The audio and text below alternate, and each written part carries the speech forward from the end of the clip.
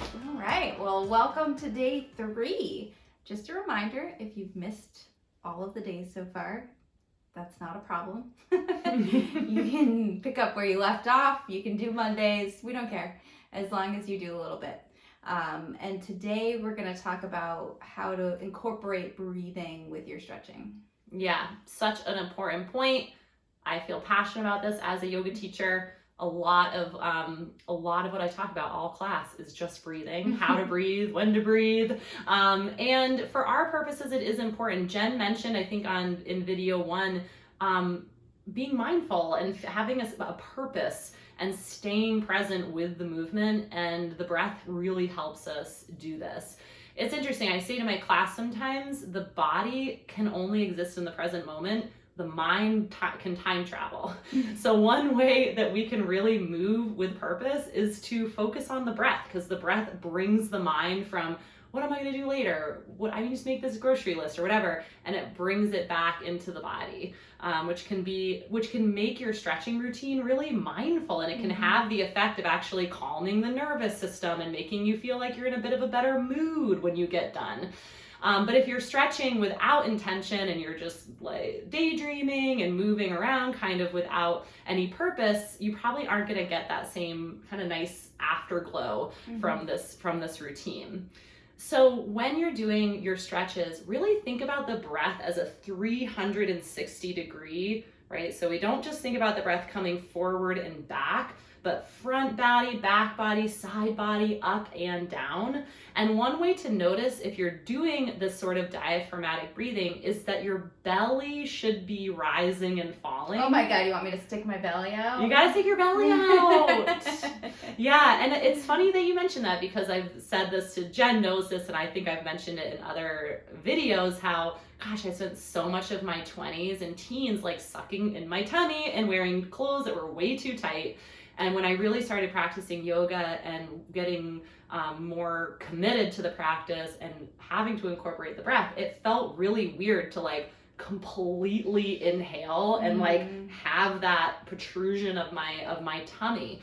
But it's really lovely once you get used to it.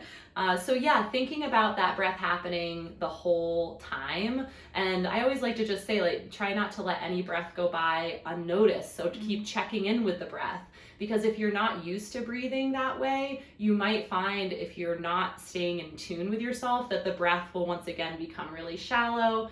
And by shallow breathing, we just mean that you're breathing basically from like here up. So you're gonna get movement here. You might even notice your shoulders going up and down like this. If you have a tendency to be tight in your neck, chances are you might breathe like that quite often. Yeah, that's actually a great little tip, is that if you are having really tight upper traps, or you notice like you have that thing where you're like, oh my God, I can't turn my head, breathing down, thinking about sending breath down into the low belly is actually one way to help with that. Yeah.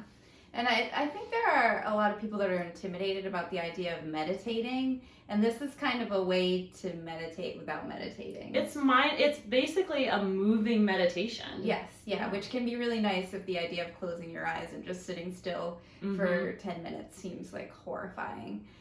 When it comes to your dynamic stretches, the ones where you're actually moving, try to notice if you happen to be holding your breath and release that. And we were talking about, do you breathe out or in when you're doing this or that? And for the sake of this week, we just want you to remember to breathe when you're doing your dynamic stretches, and we don't care if you breathe in on one part and out on the other, just making sure both those things are happening. Keep it flowing. Keep it flowing. Yeah. And then when it comes to your static stretches, we want you to focus on creating space with that inhale, and then noticing how that full exhale gives you a little bit of a deeper stretch. And when you're exercising, we will tend to get those deep inhales, but we tend to shorten the exhales. So this is like a nice chance to really get like a full big exhale.